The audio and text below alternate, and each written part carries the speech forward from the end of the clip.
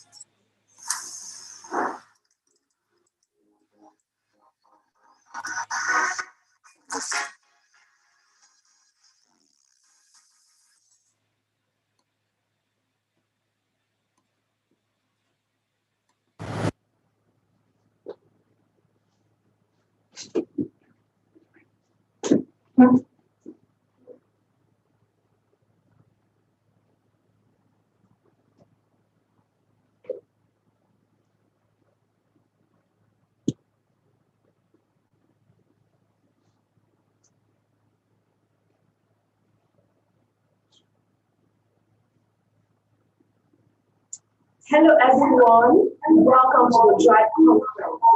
I'm sure some of you want to know what is the Drive Conference. Now, the Drive Conference is a free global creative and tech conference created with the purpose of driving awareness and impactful conversations on the latest trends, insights, and new learnings in the creative and tech ecosystems. Now, this is the second edition of the Drive Conference. So this is Drive Conference 2.0. I'm hope you're ready. Now, the theme for this one is Don't Disrupt, leveraging an emerging global opportunities. It's going to be an amazing time. While a great lineup of speakers and panelists here to give us some new insights and information, and also to answer questions you have about these ecosystems. Now, let's just go off first. Before I delve into the amazing meal we have prepared for you today, we're going to listen to the convener of the Drive Conference, the man, the brains behind this, this beautiful, this amazing event that we are all tuning for. And his name is David Adelbo. I want to tune from a few words.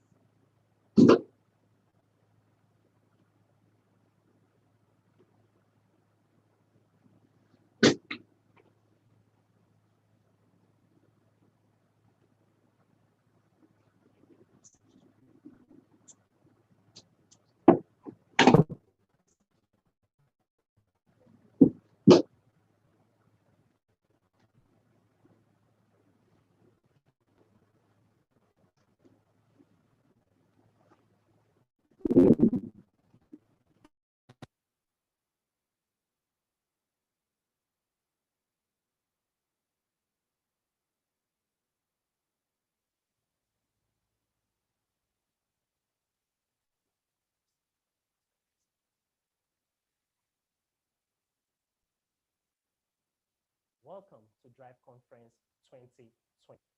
The vision of Drive Conference is to drive relevant conversation on Africa at large. The creative and tech ecosystem has grown rapidly in the last few years. So it's high. You cannot be a good tech professional without understanding the principle of design. And obviously, you can't be a good designer without getting involved or getting acquainted with creative tools that would help you or facilitate you in your design or as a creative professional. So it's high time that, irrespective of Drive Conference, this year we have numerous speakers from different parts of the world, thought givers in both ecosystems that are going to give you insightful information that would prepare you for 2021. Viewers, 2020 has been a very challenging year for the world as a whole. There has been a disrupt in how of the pandemic that struck us. But one thing we have known, that irrespective of what has happened, the creative and tech ecosystem or creative and tech tool has been used even in helping Corona frontliners to be able to engage in what helping people to survive in Corona or during the pandemic.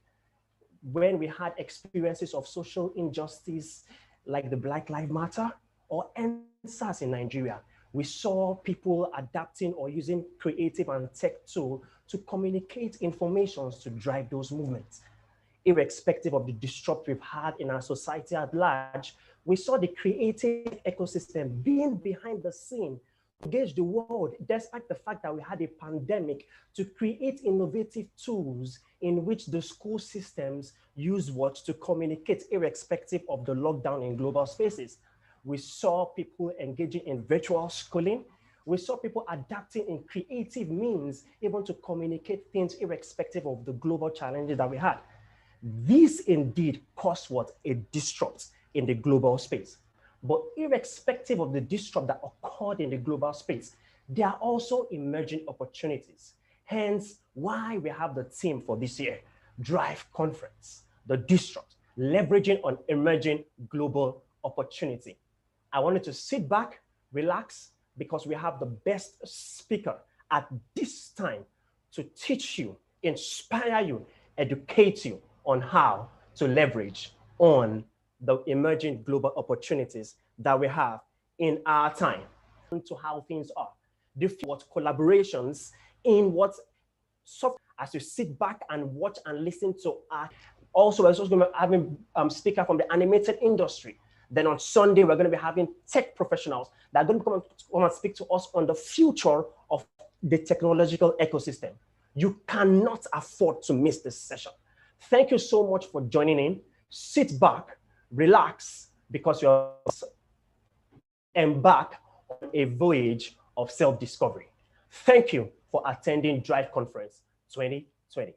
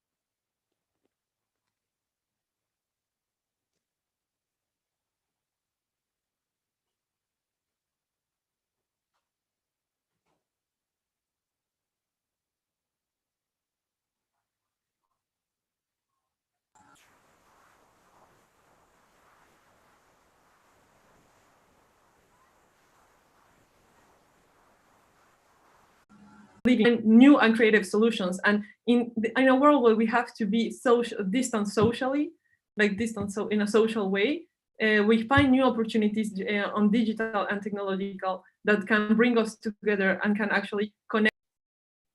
And I think that COVID is one of the biggest pandemics in the past history. We see actually that the Black Death, the smallpox, the Spanish flu, and many other pandemics had much higher impact to the human lives than currently the COVID-19. Thankfully that it has a low impact, and thankfully that we are emerging in the direction of the vaccine, which gives us a small. And furthermore, it since like from every pandemic there has been just one thing, and it's from Blake. It was one of the ways of spreading the disease.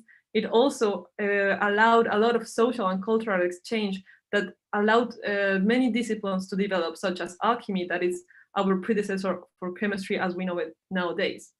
Like we can see that also in medicine at the time, one of the treatments that was of the same way, we still use aromatherapy nowadays, and we know about it.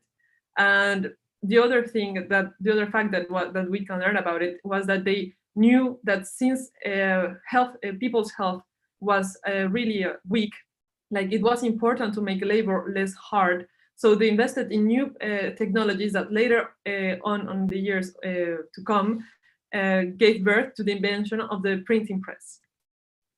Also during the period of the Spanish flu, we can see that the communication and the phone companies had a great opportunity, since they were also in a quarantine as we do nowadays. So about this time and this period is that they had to reach the health system as we know it right now, emerging on this sector being right now, so that we can overcome this crisis together. And speaking of some more recent pandemics, during the SARS 2002-2003, there was already a start in shift in e-commerce. First, we started in 2003 by Alibaba, which is a B2C branch, which created the B2C branch of Taobao, and JD.com, which is now, as we know, one of the largest online retailers in the world. After the SARS really improperly, is that many regions, any pandemics or viral diseases which spread in that area, in fear of economic sanctions. So this is one of the things we have to keep in mind, and this is maybe an opportunity to change that in order to avoid further pandemics in that large. Yes.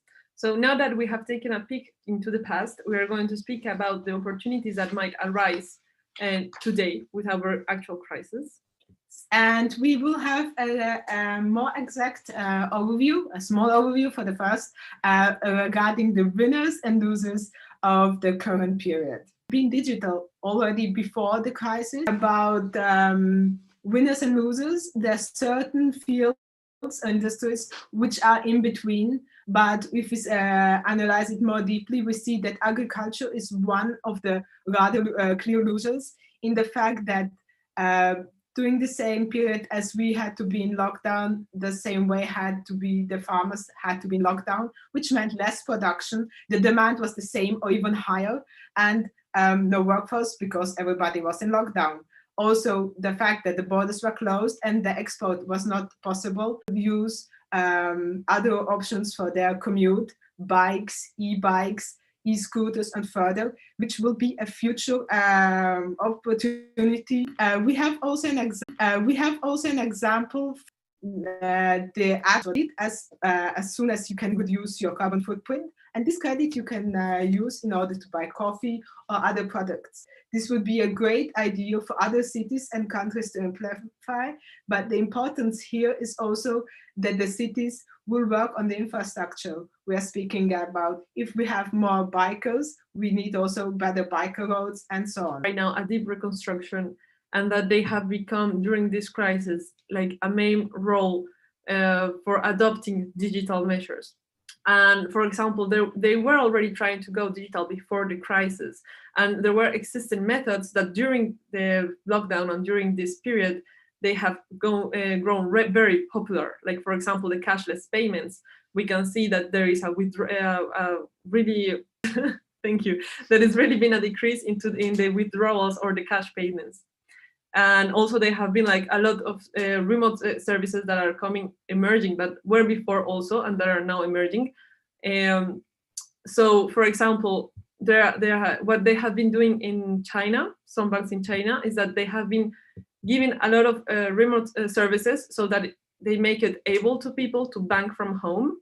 And also they have been becoming a big role and a big actor into the information channels, because they have opened a lot of platforms where they have been informing about the real-time COVID crisis, all of the data, and they have also been informing about the market fluctuations in real time to their clients. So right now it has been really, they have like focused their efforts in the client, because it is really important to keep connected with them. So for example, there is a term that it's used right now, that is WhatsApp banking, because banks are really trying to use existing channels to approach the customer. So because they realize that to download a new application, focusing into the user's experience, and they have also been a really big help. They have opened a lot of platforms to help people and explain people how to adopt digital, not only for banking, but also for new emerging digital solutions in the world. So they actually have been a good actor for the older generations, because they also had been affected about this crisis. And before, if they were a little bit reluctant into going digital, now it has become a necessity. So they have been helping, like banks could be a really good help for them to try to go into the digital. And also another opportunity that we see during this crisis with the generational gap is that it has bring together the two generations, the younger and the oldest. And actually we can see that here there is furthermore, when we see also the fact that there is a tendency that even after the period of COVID, we will be more likely to wish continuing home office. So an average 27% around the world will want to continue home office. And we see also a positive trend sides of the enterprises, like big companies like JP Morgan, Twitter, Morgan Stanley, and Amazon, who have promised that they will continue having the option of home office as a part of their plan. It can be really interesting for companies, also because they can decide for smaller offices and relocate this money which they save from rent. Also, an important law change has been done already in Germany, allowing 24 days per year as home office, and this is only the start. We can see also regarding home office and remote work changes, and differences depending on the sector. The IT sector, the professional and business services, as well as the finance and manufacturing and the education, they were the fields and industries where there was the biggest change regarding the home office. And how can we do home office if we don't have the necessary tools? The SaaS tools are the basis to continue our work, but also in order to collaborate with our employees and employers, we need to have the video conference tools. So here are some examples of the downloads during the COVID period in March in UK, USA, and Germany. And the tools which were mainly downloaded was Zoom, Microsoft Teams, Hangouts. But we see that clearly the most downloaded and most used program has been Zoom, with about 300 million daily users.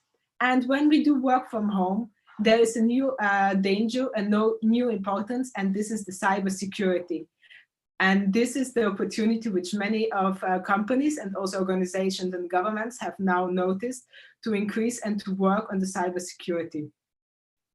A bit focus on Zoom, we can see how big impact Zoom has and what exponential growth Zoom has had in the last couple of months.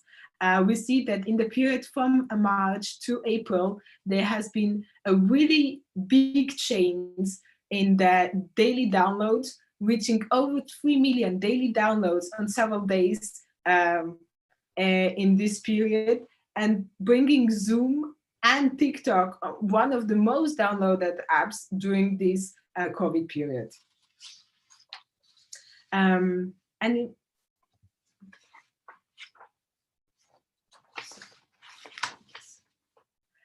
important part also of the remote work is the digital adoption, and hereby we speak about to have the best web conference tools, best collaboration tools, cybersecurity software, and so on. So this is a persistent grow and work on these fields.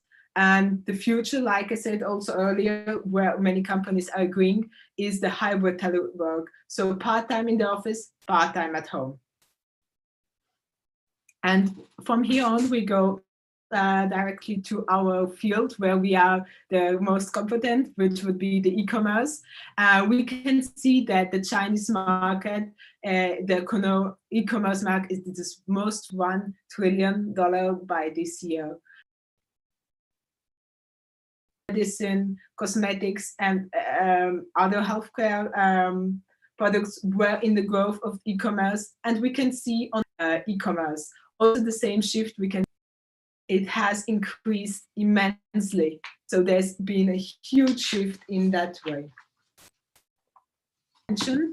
A generation gap difference. So the younger generation is more hesitant regarding their purchases and prefer to put the money on the side, as where and boomers are more bought on e-commerce are mainly groceries, but also subscriptions, Netflix, and reactive health management is really important. And after even the crisis, people will take e-commerce companies, apps, websites, and also creating the option for areas where maybe the delivery has been so far a bit complicated to increase the infrastructure. Have access to economical situation, health and educational infrastructure, do not have the opportunity to maybe can bring. For example, we have seen that during this period of COVID, the poverty levels have been increasing in the European Union, and domestic violence during March and April of this year. So like here, we have to really take conscience. Digital and technology can help us to come together to work. So we can know that we can serve ourselves from technology nowadays to really go fight these problems. And there is opportunity in development. So, for example, we know that in the case of New Zealand, they have been managing really well the crisis because they have actually a government that relied on scientific expertise to also make decisions. and that people understand. So it is the same actually for we have to come together collectively and think on solutions together. How do we make these opportunities possible for people? And for example, through education, we see that there is a big opportunity with e-learning, and actually with the education has been a sector also that we cannot say if it's a winner or a loser, because even though it has been impacted, we've overcome a little bit this crisis with e-learning. It exists. It can also become a big channel for sharing knowledge and cultural exchange. And for example, there has some platforms that we're creating, and also they unite globally from all around the world to come together and share their knowledge and construct knowledge together. And also we have been thinking about the new digital skills that we need, like for example, coding or developing, or maybe more learning, or even education, not only learning. So we don't know if e-learning might be a tendency in the future. Maybe it is not right now because of the lockdown, and it may be the case, and we are actually expecting it to be the case, and because it could be a really good opportunity for the country that has not access to real education, to helping other countries to go on it. And also we know that during this crisis, even though the job market was also affected and was very impacted, there has been some sectors that are in high demand right now, like for example, the healthcare system, the COVID follow-up for information about COVID, customer service, languages skills, as we are right now here during this crisis. So we see that there are new digital careers that are arising, that we have to do reskilling, and many people has done reskilling, and like there are platforms, as we were speaking, in e-learning that are open to these new skills and to teach people how to adapt to this new digital era. And so also there has been another platforms that have helped people to go look for new jobs and adapt, like for example, the current skills to compare which new positions could they aspire or could they reach actually in this new digital world. And they tell them what they are missing, where do they have to improve, also to integrate the young to the new professions. About the period we are living in, and which hopefully soon, thanks to the vaccine, will end. But it will nevertheless change our way of thinking, and we have to rethink and restructure certain things, like we earlier spoke about the health system, the education, but also the daily work and the travel. And when we make it fast and already surfing on the digital wave. But also it is important to understand that actually the digital world can bring new opportunities and creative solutions for the ones who were not that winners or that were more impacted, to actually become winners in the future and to develop new tools to overcome this crisis. And also it is important to see that policymakers have the tools to face this situation right now, and it's up to us to come together and to create these new solutions, and so that in countries' struggle has become the impact. And also the important part, but we also need new feeling to inform us regarding viral breakouts, but because of economic sanctions, but there should be rather regulations in order to them to get economic help and not the sanctions, so we can stop any crisis appearing in the future before it goes global. And of course, it's also important to highlight the importance of digital readiness. On the lower level, on the below, we speak about teleconsultation, telehealth. We didn't mention it deeply in the presentation because it's a field, the health system is a very bright field, and we would not have the time to speak about it. But important is that the telehealth, to have an interview with your doctor, being at home, especially for elderly people or people in the flu, it can change the flu season for us totally differently, getting the sick leave, getting the prescription without leaving home. This would be great that we can imply it in the future. Also, we see big changes in online shopping and the importance of digital help in that. Contactless payment, as Daniela was saying, remote work, distance learning, which will... Thank you very much for your time and for having us here. Thank you. Wow, wow, amazing, amazing. Thank you very much, Daniela and Idania. We've learned so much. There's even more deaths than the coronavirus we're actually facing now. That was like, wow, it was really amazing. Thank you very much for your wide field of knowledge. We've learned so much. So we have some questions for you. Obviously, we can't let you go that way. So my first question is from D. He says, first of all, congratulations for your presentation and for giving us a wild panorama of how this crisis has impacted economics. Therefore, many aspects of our lives. That being you said, told us that Europe has created programs to assure education through e-learning systems. So what are your thoughts on education in non-developed countries where people don't have access to internet and that makes inequality greater? Yeah, actually, I'm sorry. Go on, please. Actually, that is what one of the points that we were saying is that resources to those countries, because I think, like, for example, there are many countries that really education is really expensive, or they really don't have the infrastructure to do it, and e-learning could be a really good way to connect to the outer world, not only to the education itself, but also to other cultures, to other ways of thinking, to other knowledges. So I think that if we can have like more social programs, like social digital programs, focus in that way, it could be like really great. And there are many opportunities to develop still to the years to come. And what the crisis made us understand is that it was possible to do that. And it is now possible to take awareness of it and appropriate it and go for it. Okay, thank you. I hope you've been able to respond to this question. Well, anyway, I'll wait for him to give me a reply. But then before he comes back, let me ask you the second question. What about solutions in robotics and automations? Plenty of things to do to help and support health system, notably about elderly care.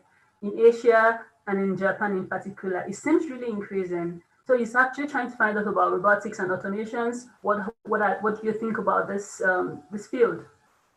We know that artificial intelligence is working on this field. There are robots there are many robots, especially during the COVID crisis, presented for these tasks. I think many of them are still in trial period, but there are some robots, for example, already existing. And the future of robots in healthcare and elderly support, it's a really good alternative, especially for the elderly who want to stay in their homes. So really good. So I think what you say is that we would have more solutions in the future, and actually it's a place where people can actually think about providing solutions to. Is that what you mean? Yes. Okay. But for the moment, I think it's rather in the trial period, but it can create a lot of opportunities, works, and it has to be, as everything in the artificial intelligence, it has to be followed by a person in order to have. Okay, so we have a question. It's like, how has COVID impacted your life personally? And the person finishes with, digitalization seems to go in different pace depending on the social class. So how has COVID impacted your life personally? Been struggling, even though like I can thank you to be confined with with my partner, that we communicate well, we weren't overwhelming. Also that at the time I actually was not working, because I took some time out. So I had not also the stress or all of the overwhelming situation. But in the end, actually it gave me the opportunity to come here, because that time out gave me the opportunity to go and learn new things. Like, for example, I am still learning Korean and started during the lockdown. I started to follow some other courses about digital strategies and also about more digital skills, like on Google, on marketing and digital marketing. And in the end, it helped me to find the job that I am right now, the position that I am in right now. So it has been like, for me. Oh, wow. So like, I think COVID has been more like of a positive thing to you. What about you, Dania? Do you have something different? So for me, the only impact is since my family is really far, and actually I know that Daniela's family is also really far, the impact to be really far from our families and not being able to visit is really big. And I know that with me, there are a million and people who are joining and having the same feeling. So really not being able to see my family when I want to, and not being able to leave country or travel when I want is been like for me the biggest impact. I already worked in this company, which means that my daily life was pretty much occupied by the work. And I noticed also the fact that it's really hard doing home office to have a balance of work and private life, because you tend to feel that you don't work enough, so you want to compensate it. And this also gave the importance of having regulation and being able to manage it and to have still a line between personal and private and work life. I just have one last question, because you just spoke about your company. Someone is like a bit curious. What is your company about? What are you working on? What's the name of your company? What do you do actually? So actually the company is called GVWeb, and it's a web marketing agency. So we are working mainly with Google accounts and advertising on the search engines. Okay, search engines. What is search We engine? do also social media advertisement and SEO, so search engine organization. So it's an e-commerce company, and we provide services in many languages. And we have clients all over the world, starting from really big clients like maybe MSC Cruise, and further than in all the sizes. All right. Thank you very much, ladies. Thank you very much for everyone for participating. So right now we'll jump on to the next section. Thank you. Stay with us. Don't leave. We still have some many interesting things for you. Thank you for the Thank you. opportunity. Thank you. Goodbye.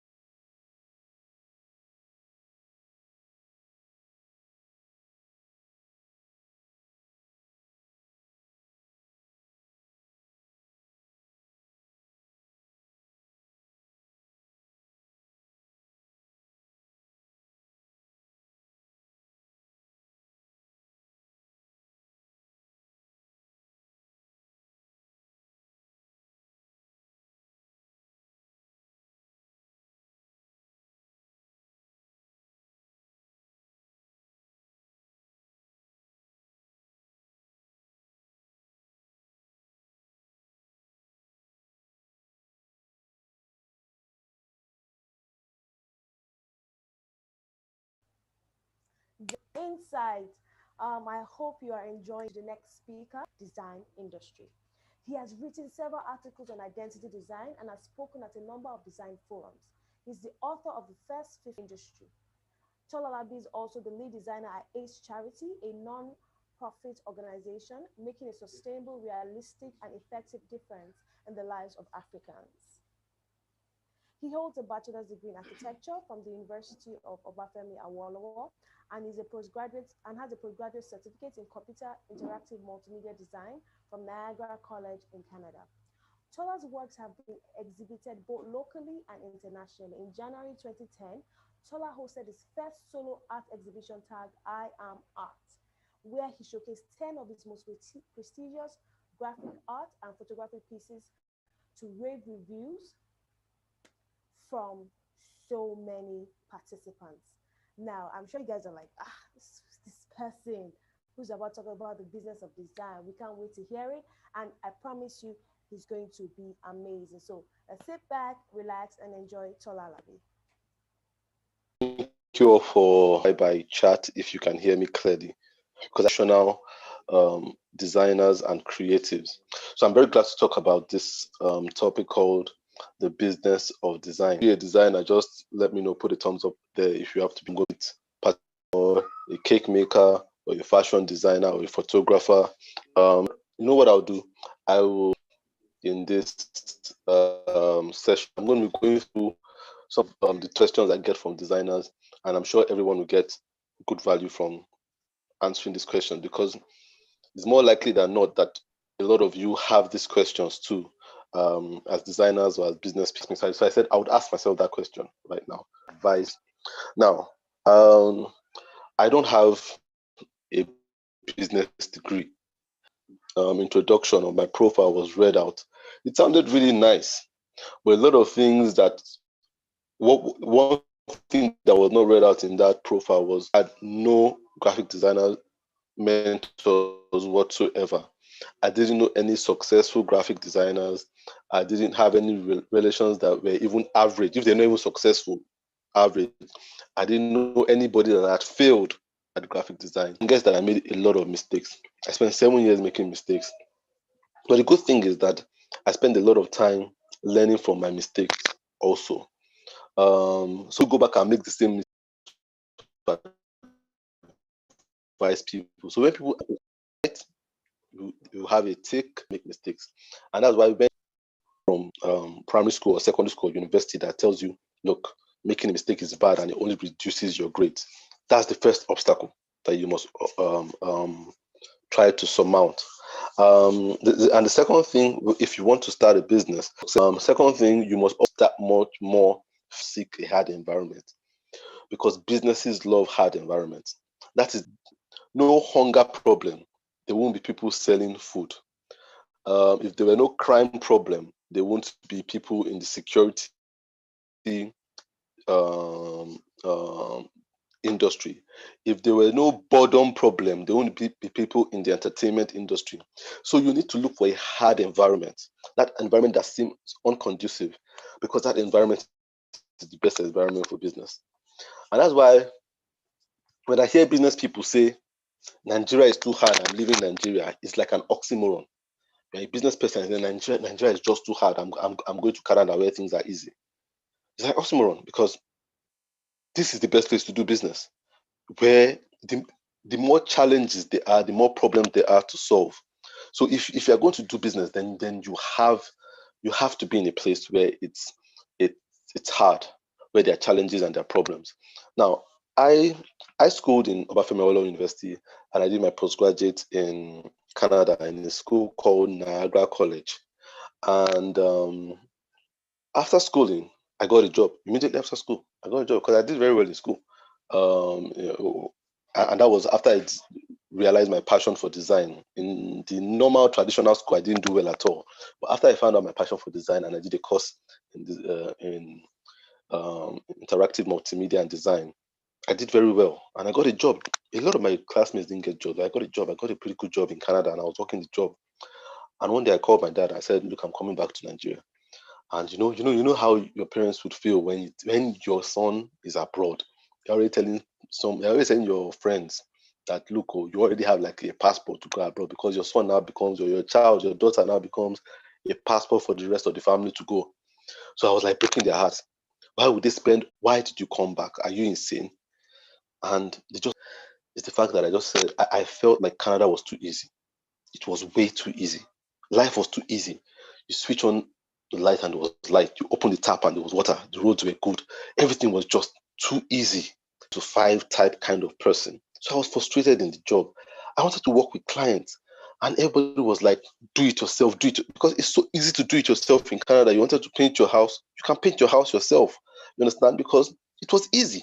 It was easy to access paint. It was easy to learn how to paint. The paint was the kind of one that you could easily use and it would dry. And if you made a mistake, you could paint over it. So everything was too easy. And I didn't see anywhere to do successful, impactful business. Everyone could print in their homes with the best of printers. You didn't have to use a printer. And everyone could access some kind of software that would allow them to do some kind of easy designs and flyers. You understand? People in the university then just did their flyers themselves on their computer and stuff like that. So life was too easy. So I didn't see a lot of gaps, errors. Asking for work. You understand? If mistakes, number one. Number two, you're open to the clients to pay me what I desire. I get this question asked a lot. by designers. And I guess a lot of business people ask this question too. How do I get clients to pay me that premium that I desire? It's such a random, I get it every week from every designer saying, I want to be paid 100,000 for a job, per job. I want to be paid 200, 250. And my answer to that is by believing know the value they carry themselves. So we are looking, I must be worth that. Do you understand? So if I desire to be paid 100,000 per job, let's say you're a logo designer like I am, I kind of think till the client says, you know what, the cart before the horse. You must always put the horse before the cart. And that comes from you believing you deserve 100,000 first. Then you tell the client, I put out to the client. So it must be you believing that value. I realize that a lot of people do not believe that they have the value. You understand? They do not believe they deserve. Let the client show me that I deserve it. And that's never going to happen. Remember, the client is always looking for a way to save money. So if they can get the job off you for free, they will get it off you for free and make a profit of it. So it comes from you. You must really believe it. And I kind of talk with a lot of designers that say, I desire to be earning this much. I desire to earn 100K for my creative work. And they meet a client and tell the client asks them, how much will it cost for you to do this work? And they say 100K. And the client says, no. I can't pay you 100K. I'll pay you 20K. And the guy says, that attracts the client. Number two, your price must be attractive. Trying to choose between two vendors. So this guy is charging 5,000. And this other guy is charging 55,000. This 5,000 guy, are you sure he knows his job at all? Because that discrepancy is too much. And you realize that this happens a lot with big organizations. And I was told that you're bidding for DFID, you can get it all. In fact, as a matter of fact, the fact that you are so low might be one thing they will just cut. They won't even look at what you have to present. You just cut it down, won't just see your price. Because they have the mentality, if it is that cheap, it is bad. So low is not attractive to them. On the other hand, too high is not. Some clients find that as a turn off too. So what is not attractive to a client? The truth is that your price must be authentic. Clients are attracted to authentic prices. That means that whatever you're charging must be you, must be comfortable for you. And that's where people have a lot of problem with pricing. We take pricing from other people. So we think, look, this is what my mentor is charging. And since my mentor is charging this, I'm the protege. He's the Oga. I can't charge as much as my Oga, so let me charge half. So we kind of take our pricing, or we think, oh, this person, the work is not so good. He's charging this. I should double it because my work is better. Your pricing must be authentic. That means it must be bespoke for you. You must be able to come up with your own price for your service. And when you come up with your own price, you are confident about it and you can defend it. I have a 1 hour recorded session on pricing that is available for purchase. It's on my YouTube channel, Pro Masterclass, for those that might be interested in it. But it really talks about pricing because I realize a lot of business people have an issue with pricing. And I really state how you can come up with a price that is unique for you, a price that is authentic for you.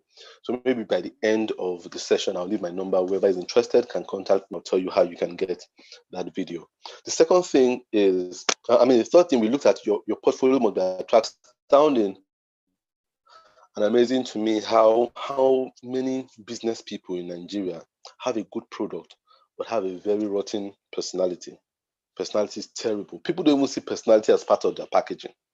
You see people that invest so much in what their packaging for their product looks like. You go to their office and the office looks incredible. But the person that attends to you, the owner of the business, has a terrible attitude, terrible customer relations. I remember going somewhere and this person was dealing small chops, and we went to the office with my wife. And to be honest, their packaging was amazing. Incredible packaging. She treated us, the customers, and they say, okay, so who are you people? Ask the person at the counter. So who are these people? What do they want? And I thought, how do you talk to your customers like you must? There are 3 stages. There's the passion stage, and the passion stage is where you identify your skill. You see, you cite your skill. That's the passion stage. Everyone must go through that stage. Very important.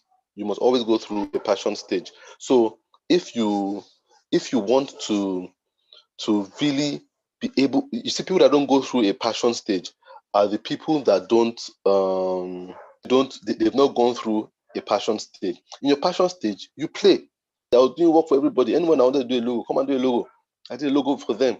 So by the time I was ready to enter into the second stage, which was meant to be my purpose stage, a stage of selling my skill, I had so much in my portfolio to show that it wasn't hard.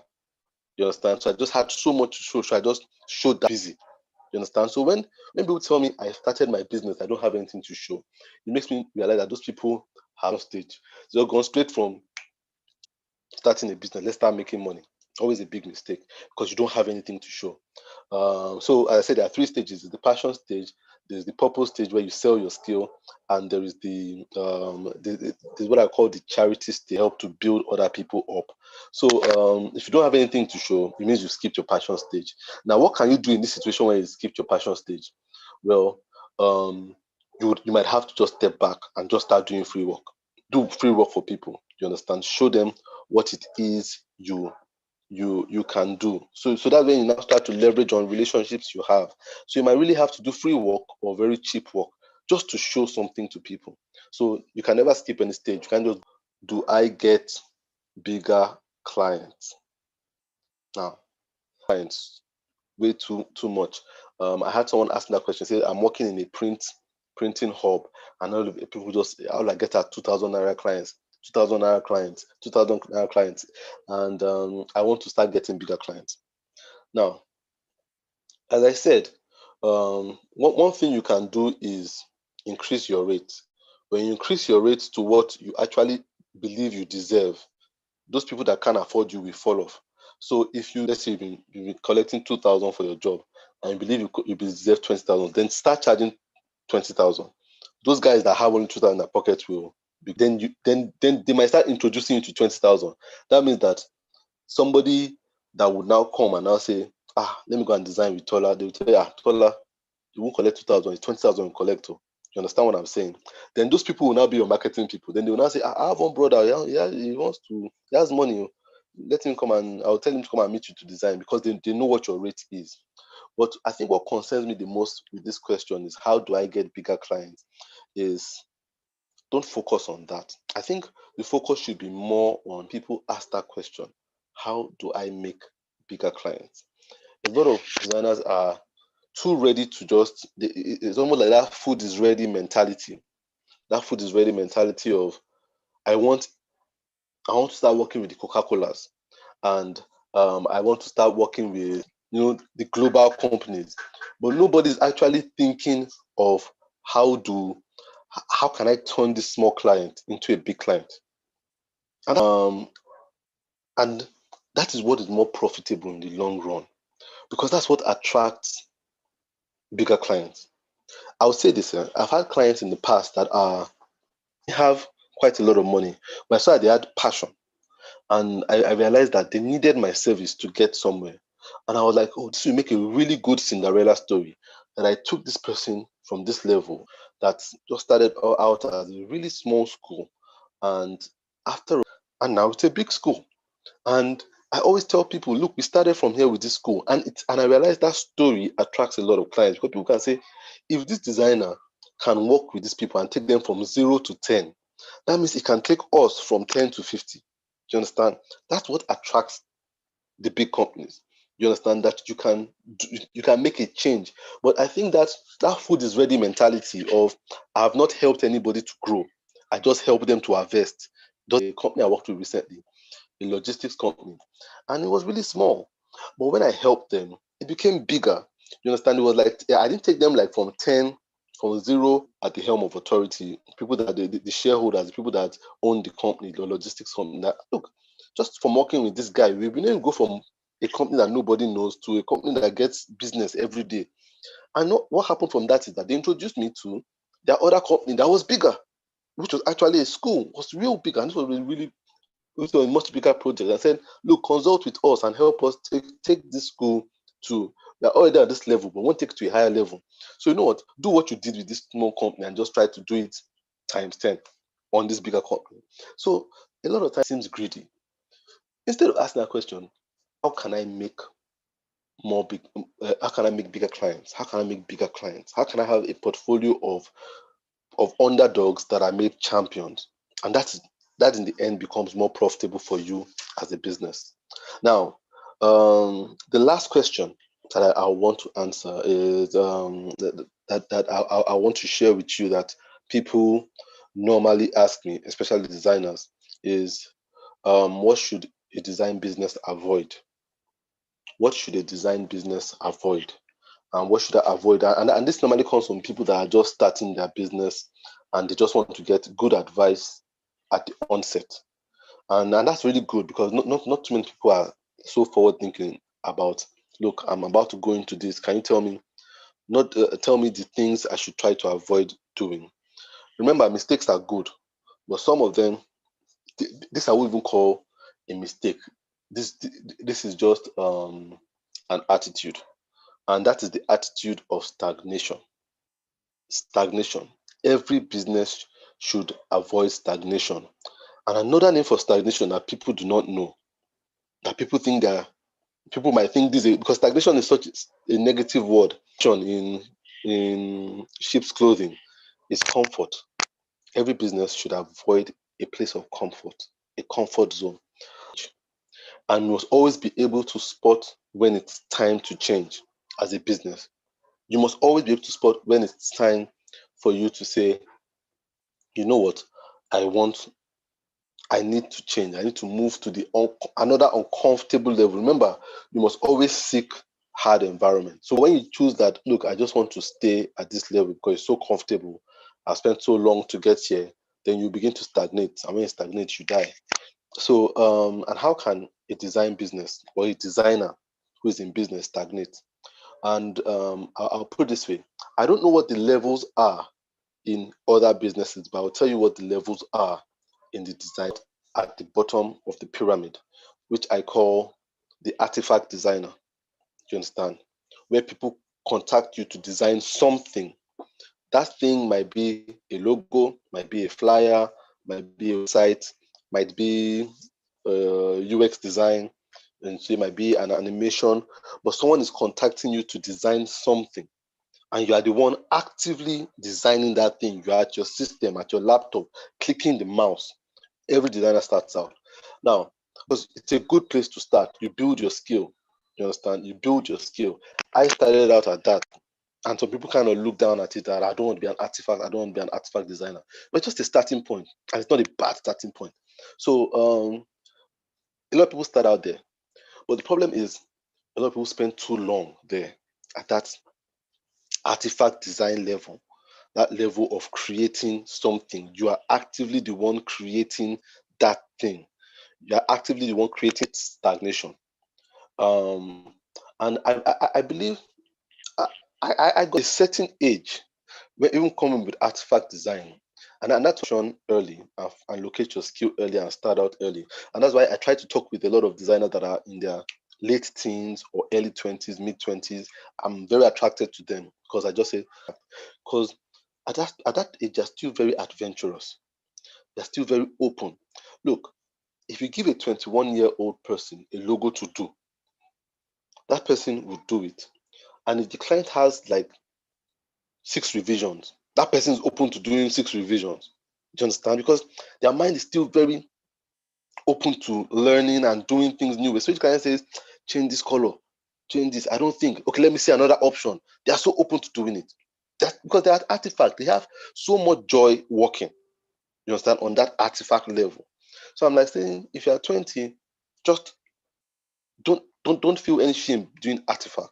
You understand? Don't feel any shame being open to change, and communication is still very open. So that's artifact level, but don't stay there. You must be able to go on to being a design thinker. Now that's the next level. in the pyramid of design. You have that design thinker.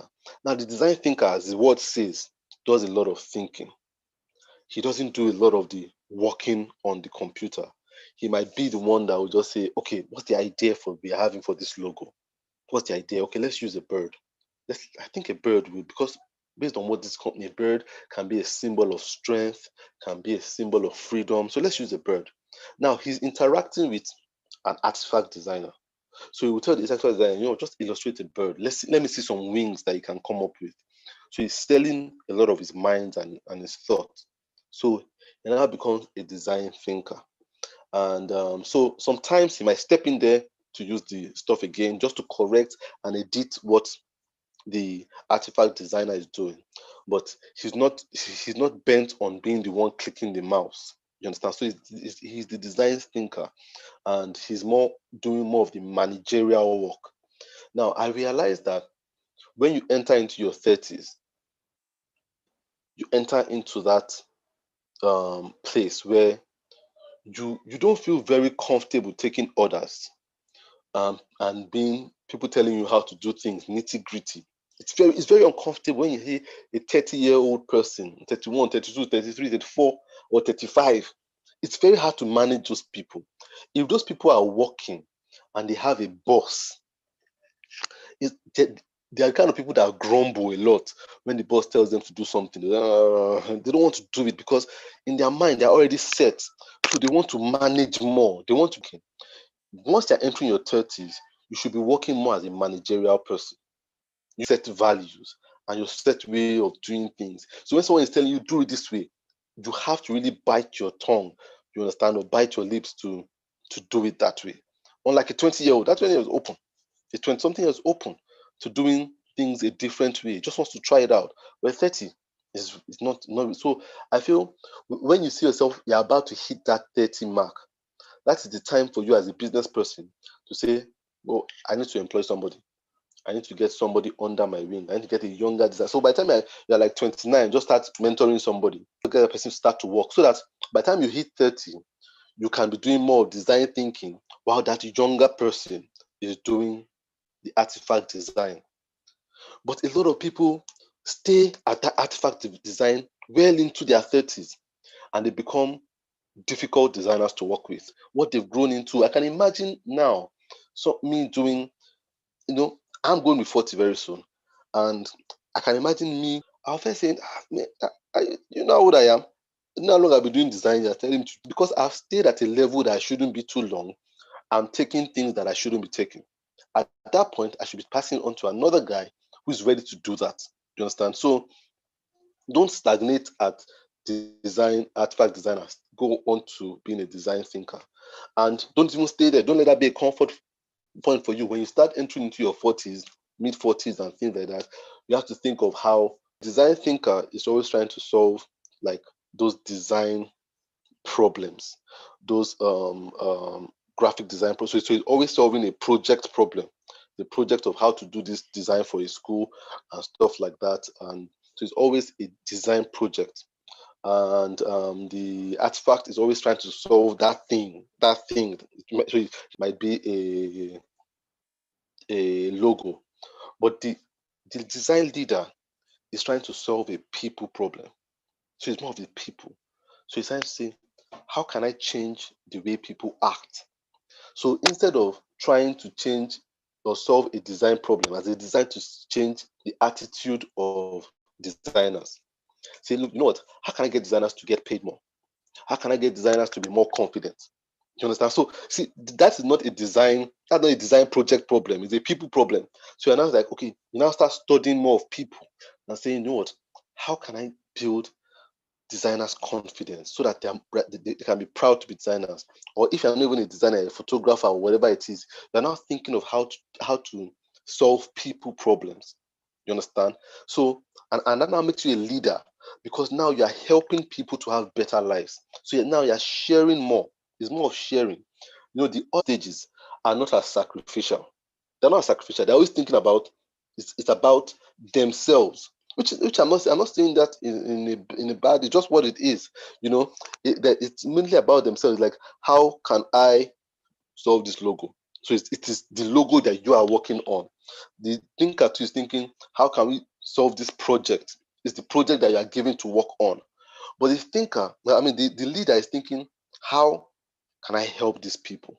Do you understand? How can I make life better for these people, that person, that person, that person? We realize that you wouldn't stagnate. So one thing every business should avoid is stagnation. That you see that you never stagnate. And stagnation is getting too easy. Remember that ease. The environment is getting too easy. Think that you just might be stagnating, and you don't want to do that as a design business. So those are the top 4 questions that get asked by designers a lot, and I'm sure a lot in 1 or 2 questions or 1 or 2. I don't know if there are any other questions I'd like to answer from the Q&A. Thank you very much for that, Tola. About mistakes, because a lot of people beat themselves up when they make companies need to know when to evolve and you take on new changes, and also packaging. You know how you need to have a brand. You know, and how your brand, how you look, and things like that. Very amazing, and in fact, ecosystem. So thank you very much for that. We'll go straight on to the questions. We have one. Was there one, or can you share one pivotal mistake or something that really transformed or kicked off your career? Kicked off my career. The first mistake I made very early on was trying to fit in. That was a big mistake for me, because I grew up in the 80s, and as I said, I didn't know any creative people. I didn't know, but I knew I liked to draw. I took a career from drawing. So it was always, you know what, abandon this drawing thing and go and be a doctor, be an engineer. I abandoned drawing altogether. I just realized that nobody draws and is successful. Every artist was a failure. I stopped drawing, and I didn't draw for 6 years. No, for 6 or 5 or 6. I just wanted to fit in and be good at math, good at integrated science, university, the same thing, just trying to fit in. You understand? I knew I was an artist, but I was too insecure about, let me study architecture. That seems more well. I just struggled through school. So one of the first mistakes I made was I didn't own your natural skill, that which God has. I believe if as a designer way earlier. I now had to start after university. But you see, I learned that so I can tell the guy in secondary, 18-year-olds, that look, don't give up on that thing, because I'm glad about where I am. But I think that was the first kind of mistake, I made that I really learned from, to just be myself and be proud. Thank you. Because of our childhood and growing up, these different topics, people are going to study dance now, drama. People are begin to embrace more of these subjects that maybe in the past, especially your time, was like, no, you can't do this. What is art and all of that? So thank you for that. Another question: specializing, so you learn how things from designing to creating posters, flyers, etc. How can I narrow down to sharpening a particular skill and specializing in that area? Good. That's a good question. In fact, I should put that question down, because a lot of people ask me that question too. How do I now know what area to specialize in? That's a good question. And I tell them, you know what? It's for people that ask yourself. I say this thing. Ask yourself 2 questions. Number 1, what if you are a designer? Now, you ask yourself 2 questions. Which one do I understand that I always get compliments on that thing, and I do it easily, I do it fast? Ask yourself that one question. Then ask yourself, which one do you love doing most? So that those 2 align. The one you do best is the one you love the most. Choose that one, specialize in that one. The people that have a bigger question to answer are the ones that, let's say, they do logo design best, but they love doing animation. Say, now you are not going to ask yourself a further question. Think about marketability. Because if you are doing a business, remember, business is about money. If you're not making money, you're not in business. And about profit.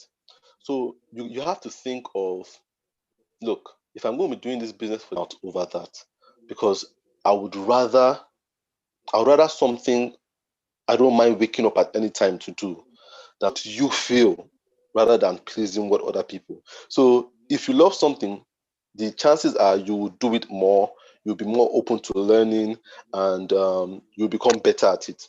So I would say always go for that, which one you love more at the end of the day. But it's always good if what you love more is also what you're good at, then it's a win-win situation for you. Okay, thank you for that. I have my own question, which is so I mean, 2020 has been a year of uncertainty, and so now we're going into 2021. So I mean, for this space, what would you advise? Okay, we're gearing towards 2021. You're giving us so many things we can pick, but what are those? Maybe what is that one or other, to be honest? But this new, era sort of that is continuing. What do we need to do as experts or professionals or people? Now, what I advise people to do is don't change. Don't change. Drive conference you had was a physical conference, right? People came and people attended it, and it was a crowd. I forced to do it this way, which might not be the most convenient, but this is how we did it. This is how we are doing it now. Now, if coronavirus should magically disappear in 2021 and stuff like that, what I would advise the smart people to do is keep it this way. Understand? That one, if I wanted to attend it, I would have to travel to be there. But right now I can be there and be here in my house at the same time. That's always powerful. Although it might be inconveniencing for you as an organizer, you understand? But you are tempted to now go back to your old ways, but never go back. Always go forward. Environment. When it gets comfortable, when it gets so comfortable that you want to go back to Egypt, don't go back. Continue the way you're doing it.